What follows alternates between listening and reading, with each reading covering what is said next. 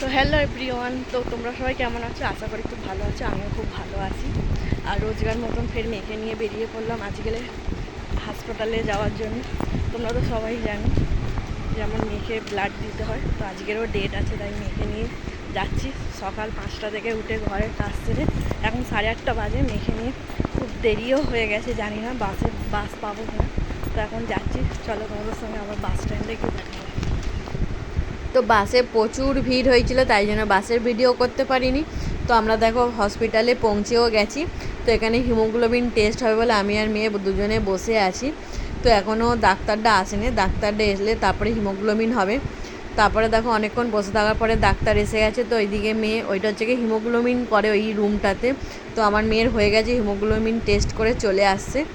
তো অনেক ভোরের বেলা উঠেছি, 1টা বেজে গেছে। সেই সকাল 7টার সময় মানে 8:30টার সময় বেরিয়েছিলাম ঘর থেকে। তো দেখতেই পাচ্ছিলে তো অনেকটা দেরিও হয়ে গেছে, এখনও ব্লাড আসেনি। তার জন্য আমি একটুখানি মাথায় হেলান দিয়ে শুয়ে পড়েছিলাম, ঘুমিয়েও পড়েছি। তারপরে ব্লাড চলে আসতে দেখো এইদিকে মেয়ে ওষুধ খেতে আরম্ভ করে দিয়েছে। কেন শুধু চলার আগে জ্বর আর কাঁপুনির ওষুধ দিয়ে দেয়, কেন জ্বর আর কাঁপুনি আসে ব্লাড চালালে। আর এইদিকে তারপর দেখো দিদিরা এসে ব্লাড চালিয়ে দিয়েছে। তো আমার মেয়ে শুয়ে আছে, দেখতেই পাচ্ছ। আর এইদিকে দেখো সবাই ব্লাডটা চালিয়েছে, এখনও কারোর চালায়নি, সবার এক এক করে চালাচ্ছে। আর এইদিকে আমার মেয়ে তো খুবই এখন ব্লাড চালালে একের পর এক পায়ে ব্যথা, মাথা ব্যথা শুরু হয়ে যায়। তো এইদিকে আমার মেয়ে শুধু আমার দিকে তাকিয়ে আছে, থেকে থেকে খালি বলবে মা আমার পা টিপে দাও। তারপরে দেখো এই দিকটা আমি আমার মেয়ের বেডে বসতে দেয় না, নিচে চেয়ারে বসেছিলাম। তো অনেকক্ষণ বসে থাকার পরে আমার শরীরটা এতটাই খারাপ লাগছিলো, তো মেয়ের পাশে একটুখানি মাথা বিছানায় দিয়ে ঘুমিয়েও পড়েছি বলতে গেলে। আর মেয়ে কখন লুকিয়ে লুকিয়ে ভিডিও করে নিয়েছে জানতেও পারিনি। আর সেই সকালে উঠেছি, ঘুম তো পাবে। আর অনেকটা মেয়ের ব্লাড শেষও হয়ে এসেছে প্রায়। আর এরকম এখন আমার মেয়ের সপ্তাহে সপ্তাহে ডেট দিচ্ছে, তো খুবই কি বলবো কষ্টকর। তারপরে দেখো আমার মেয়েরও একটু জ্বর এসেছিলো, তারপর ব্লাডটা দেখো শেষ হয়ে শেষের প্রায় কাছাকাছি। তো তারপর আমার মেয়ে ডাকছিল, আমি ঘুম থেকে উঠেও গেছিলাম। তো মেয়ে বলছিল মা অনেকটা শেষ হয়ে গেছে ওটো।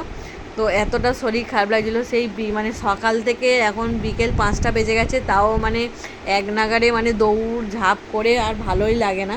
তো তাই জন্য একটু শুয়ে পড়েছিলাম। আর এমনি হসপিটালে গেলে দেখবে মানুষের শরীর খুবই খারাপ হয়ে যায়। তারপরে এদিকে দেখো মেয়ে ঘুম থেকে ওঠার পরে তাও ব্লাডটা শেষ হয়েই এসেছে প্রায়। এবার মেয়ের ব্লাডটা খুলে দেবো। তারপরে খুলে দিতে তারপর দেখো মেয়ে আর আমি দুজনে ছুটির কাগজ নিয়ে বেরিয়ে পড়লাম। এইটা এখন দেখতেই পাচ্ছ হসপিটালেই আছি। তো ওখান থেকে 6 নম্বর গেট থেকে আমরা বাসে উঠবো। তো এই জন্য মাইবেটি হেঁটে হেঁটে যাচ্ছি। তারপরে এখানটা এসে দেখো বাস স্ট্যান্ডের কাছে দাঁড়িয়ে আছি, একটাও বাস আসছে না। আমরা 222-এ করে যাব। আসার সময় সরকারি বাসে উঠেছিলাম, কিন্তু ভাড়া নিয়েছে, কারণ আমরা আধার কার্ড নিয়ে যাইনি। তো যাই হোক, আমরা তারপরে ফের দেখো অজন্তার কাছে নেমে হেঁটে হেঁটে বাড়ির দিকে রওনা দিচ্ছি, আসছি।